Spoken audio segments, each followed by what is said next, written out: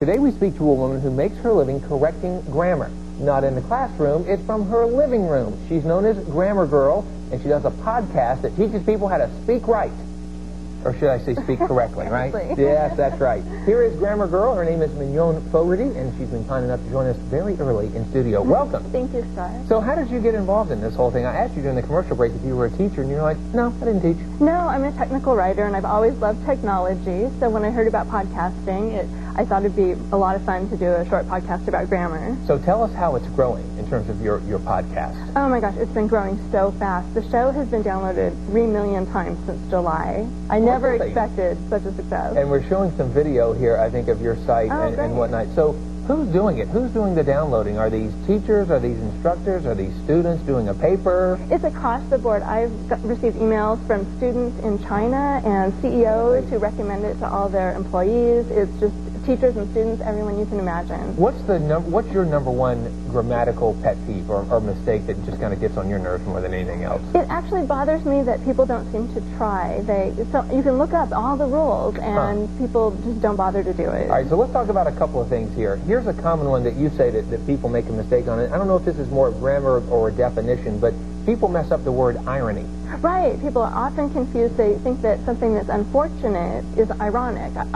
Something is ironic when the outcome is contrary to what you would have expected. And we've got it on the screen right there. There you go. Right. So if I were to call you and tell you a sports score wrong, that would not be ironic. But if I were to send you an email with all sorts of grammar errors in it, that would be ironic coming from Grammar Girl. Very good. All right. So now let's talk about another one. Affect, A-F-F-E-C-T, and effect.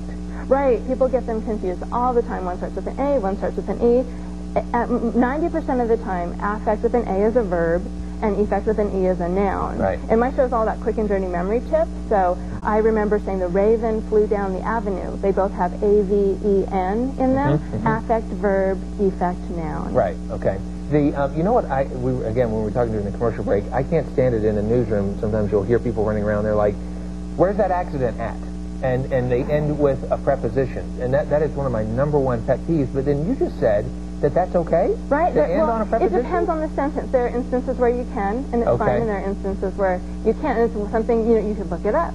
So. Okay, very, very good. Or you could listen to my show. That's exactly right. So any other big plans for the show? I mean, what else do you have planned for the future? It's every Thursday. I put out a 5-minute show with quick tips. That is really cool. Speaking of which, we have more information on our website. If you would like to tune in to Grammar Girl's podcast, of course, you can check out her site, or you can go to ours first. You go to 12news.azcentral.com and then click on links. Thanks for being here. Thank you. We do appreciate it. Tran, back over to you.